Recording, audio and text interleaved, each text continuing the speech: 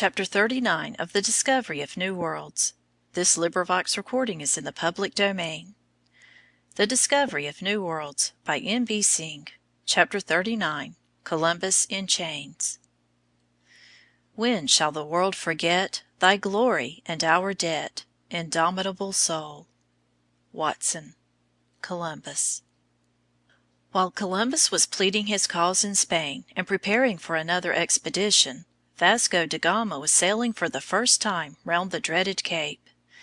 And it is curious to think that he made the coast of India just 10 days before Columbus sailed for the third time for the new world he had discovered. Thus India and the East were to Portugal at this time what America and the West were to Spain. It was in the month of May, 1498, when Columbus started off again.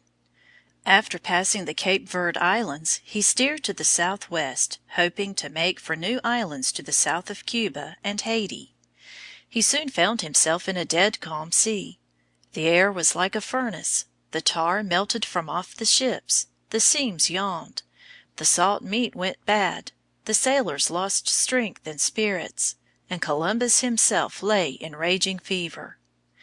He had reluctantly to alter his course and steer to the north again. It was 3 months since they left Spain, when a sailor from the masthead saw land. 3 mountains seemed to rise up out of the sea, and when Columbus reached the island, for island it was, he called it the Trinity, or Trinidad, which name it bears today. Then he sailed between this island and the mainland, little knowing that the land was South America, the great continent for which he had been searching all these long years. Here he obtained a large quantity of pearls from the natives, and he would gladly have spent longer in the neighborhood, but his stores were at an end, and he himself was nearly blind, with eyes worn out from over-watching and anxiety. Passing through the narrow straits between Trinidad and the mainland, he was nearly wrecked. A foaming, roaring current rushed through the narrow passage, which Columbus called the Dragon's Mouth. But he reached Haiti in safety, to be received with open arms by his brother, who had been ruling over the little Spanish colony in his absence. Things had gone ill with the colony, and Columbus did not improve matters by his presence. He was no statesman, no leader of men. He punished the leading colonists, he made slaves of the natives, and took other measures for reducing the colony to order. Complaints, again, reached the king and queen, who at once sent out a Spaniard to replace Columbus in his command. This high-handed knight at once put Columbus in chains and shut him up in a fortress. One day an officer entered, and Columbus thought they were going to hang him. "Whither are you taking me?" he asked hopelessly. "To the ship, your Excellency, to embark," was the answer. "To embark? Do you speak the truth?" asked the admiral of the ocean sea. "Indeed, it is true," answered the officer. He was taken on board a ship, and in October 1500 sailed once more for home. The captain would have taken off his chains, but Columbus refused. "No," he said proudly, "by royal order I am in chains. I will wear them till my king and queen order them to be taken off, when I will keep them as relics of the reward of my service." It is said that the eyes of Queen Isabella filled with tears as the white-haired discoverer stood before her, his face lined with suffering. As for Columbus himself, his long pent-up feelings overcame him, and in an agony of weeping he threw himself at her feet.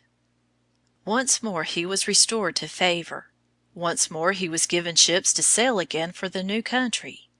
But there was no more success in store for Christopher Columbus. His fourth voyage revealed little new. Driven to seek shelter in the harbor of Haiti, he was refused an entrance by the new governor of the island, which he, Columbus, had given to the world. Still his dream never left him. He must reach India. He must find the home of Marco Polo's great Khan before he died. He still believed that Cuba was the coast of Asia, and he was to die in this belief. He had shown the way to the East. It was for others to follow.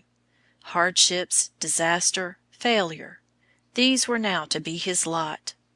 He returned to Spain a broken man, only to hear the news that the Queen of Spain was dead. She had befriended him when no one else was ready to believe in him. She had understood his sufferings and mingled her tears with his. Now he was friendless. Not only this, he was penniless. "I receive nothing of the money that was due to me," he says pitifully, as he nears the end. "I live by borrowing. After 20 years of toil and peril, I do not own a roof in Spain.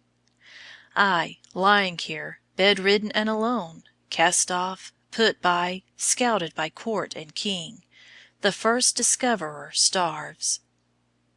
And so Christopher Columbus sailed forth on his one last voyage. He died in May, 1506, still dreaming of some vaster Spain he might give his adopted country, the mightiest, wealthiest realm on earth, but all unconscious of the great continent of America, which he had made known to the wondering world. Chapter 39.